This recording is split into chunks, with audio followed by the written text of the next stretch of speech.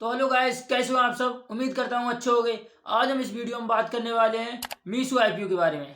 तो आपने बहुत सुन रखा होगा, आपने इसकी ऐप भी चलाई होगी।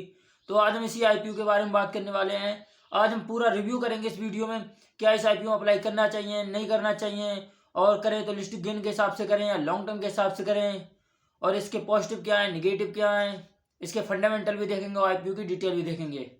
चलिए तो वीडियो शुरू करते हैं। तो सबसे पहले हम बात कर लेते हैं एक कंपनी की डिटेल के बारे में कि कंपनी काम क्या करती है। तो कंपनी ई कॉमर्स बिजनेस के अंदर है मेनली। ये आपने इसका ऐप भी चलाया होगा। ये अपने ऑनलाइन प्रोडक्ट को सेल करती है। और मैं आपको बता दूं, ये कंपनी मेनली टीयर 2 और टीयर 3 की जो सिटी होती हैं, ग्राउंड लेवल की जो सिटी होती हैं, उन्हीं को टारगेट करती है। मतलब उनको प्रोडक्ट बेचती है। क्योंकि इसके जो प्रोडक्ट होते हैं ना, काफ़ी सस्ते होते हैं। 200 से 500 के बीच में इसके प्रोडक्ट होते हैं, जिनकी कॉस्ट EMI बहुत सस्ती होती है। तो लोगों को अट्रैक्टिव प्राइस बैंड पे मिलते हैं। मतलब देखते ही आदमी को लगता है सस्ते हैं, तो वो खरीदता भी जल्दी है। तो ऐसी बिजनेस मॉडल के चलते ये इतनी जल्दी ग्रो भी हुई है, और इसकी ग्रोथ भी अच्छी है, आपने देखी होगी। इतनी जल्दी IPO भी लेके आ रहे हैं। तो उम्मीद करता हूँ इसका बिजनेस तो समझ में आ गया होगा आपको कि ये बिजनेस क्या करती है। और आपको क्लियरिटी के लिए बता दूँ, इसका खुद का कोई मैन्युफैक्चरिंग या वेयर हाउस नहीं है। ये जो सेलर होते हैं, छोटे सेलर, उन्हें बायर से जोड़ती है। मतलब अब आप अगर सेलर हो तो आप खुद का इसमें अकाउंट बना के अपने प्रोडक्ट को सेल करते हो। और इसीलिए इसकी जो कॉस्ट EMI होती है वो सस्ती पड़ती है। क्योंकि बाय जो सेलर होते हैं वो अपना प्रोडक्ट सीधे बायर को भेजते हैं।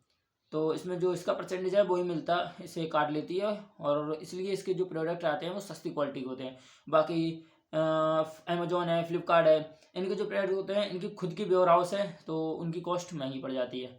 तो इसीलिए अगर इसके सस्ते प्रोडक्ट हैं तो ये जल्दी ग्रो भी करा इसने। अब हमने कंपनी की डिटेल तो देख ली। अब बात कर लेते हैं इसके फाइनेंस एंड फंडामेंटल की। तो हमें ज़्यादा क्लियरिटी मिल जाएगी इस IPO के बारे में और कंपनी के बारे में।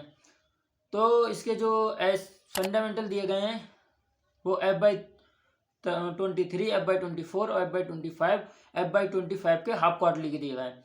अगर मैं इसके एसेट की बात करूं तो FY23 में इसके एसेट जो थे 3800 करोड़ करीब में थे। FY24 में 4000 करोड़ करीब में गए, और FY25 में 7000 करोड़, और FY25 के हाफ क्वार्टरली में 6640 करोड़। मतलब इसके एसेट में तो साल दर साल ग्रोथ देखने को हमें मिल रही है।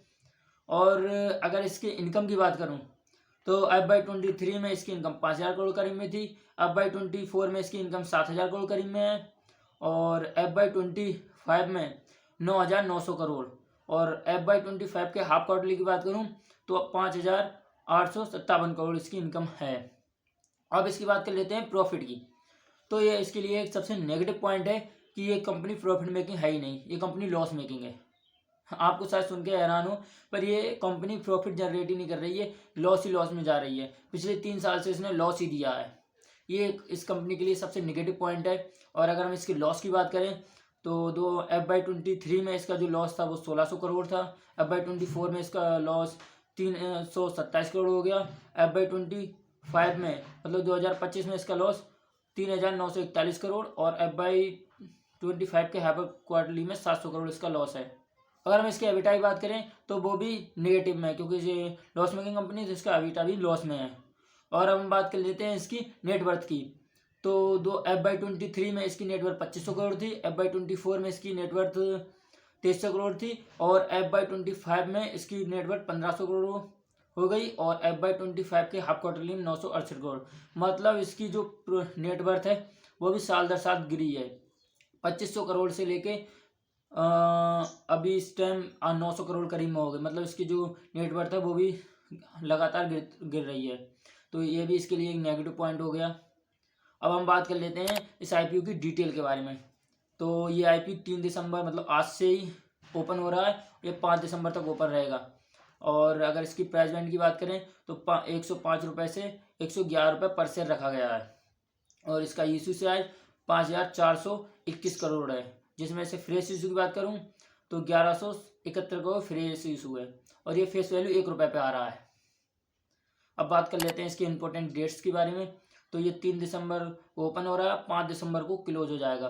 और इसका अलॉटमेंट है वो 8 दिसंबर को आएगा, और जिन्हें अलॉटमेंट नहीं मिलेगा उनका रिफंड 9 दिसंबर को आएगा, और 9 दिसंबर को ही आपके डीमेट अकाउंट में शेयर ट्रांसफ़र हो जाएंगे। और 10 दिसंबर को इसकी लिस्टिंग डेट है। तो ये हो गई इसकी IPO की पूरी डिटेल। अब बात कर लेते हैं इसकी ग्रे मार्केट प्रीमियम की। जो ग्रे मार्केट में इसकी डिमांड क्या चल रही है, तो 49 रुपये पर शेयर, मतलब 44% जैसी डिमांड चल रही है। मतलब ग्रे मार्केट प्रीमियम तो अच्छी, इसकी GMP तो अच्छी बता रहा है। जब ये ओपन हुआ था तो 34% करीब में थी, अब 44% करीब में। ये इसके लिए पॉजिटिव पॉइंट आ जाता है। अब बात कर लेते हैं इसके पॉजिटिव और नेगेटिव की। क्या इसे हमें लॉन्ग टर्म के लिए अप्लाई करना चाहिए या लिस्टिंग गेन के लिए? तो अगर मैं इसकी नेगेटिव की बात करूँ तो इससे मुझे सबसे बड़ा नेगेटिव लगा ये लॉस मेकिंग कंपनी है। अगर आप कोई कंपनी खोलते हैं या चलाते हैं या बिजनेस कोई चलाते हैं तो वो प्रॉफिट के लिए चलाते हैं, और अगर वो प्रॉफिट नहीं आते तो उसका फ़ायदा ही क्या। तो सबसे बड़ा मुझे इसका नेगेटिव पॉइंट लगा कि ये लॉस मेकिंग कंपनी है। दूसरा मुझे इसका नेगेटिव पॉइंट लगा इसका जो रेवेन्यू है वो साल दर साल गिरा है, बढ़ा नहीं है। और एक इसका नेगेटिव पॉइंट ये भी है कि ई-कॉमर्स बिजनेस के अंदर है जो इसका जो सेक्टर है वो डिमांडिंग सेक्टर है, क्योंकि इसके हाई कंपटीशन है। इसके कंपटीटर अमेजोन है, फ्लिपकार्ट है, मिंत्रा है, ऐसे ऐसे ब्रांड, बड़े ब्रांड हैं जो इसके कंपटीटर हैं। तो ये भी इसके लिए एक नेगेटिव पॉइंट हो जाता है। अब अगर इसके पॉजिटिव पॉइंट की बात करें तो ये Tier 2 और Tier 3 की सिटी को टारगेट करता है। मतलब इसके जो प्रोडक्ट हैं वो सस्ते होते हैं, जो लोगों को अट्रैक्टिव दाम पे दिखते हैं और ज़्यादा खरीदे जाते हैं। ये इसके लिए पॉजिटिव पॉइंट है। दूसरा इसके लिए पॉजिटिव पॉइंट है इसके GMP भी अच्छी बता रहे हैं। मतलब जो लिस्टिंग इन्वेस्टर हैं उनके लिए एक पॉजिटिव पॉइंट हो जाता है। आप क्या करने वाले हैं इस IPO में? अप्लाई करने वाले हैं या नहीं करने वाले हैं, मुझे कमेंट में ज़रूर बताएं। और आपको IPO में अप्लाई करने के लिए डीमैट अकाउंट की ज़रूरत पड़ेगी, तो उसके लिए आप मेरी डिस्क्रिप्शन में लिंक है, वहाँ से जाके अपना डीमैट अकाउंट खुलवा सकते हैं। और ये हो गई आज की मेरी अपडेट। उम्मीद करता हूँ आपको मेरी वीडियो पसंद आई होगी। अगर वीडियो अच्छी लगी हो तो वीडियो को लाइक करें और चैनल को सब्सक्राइब करें।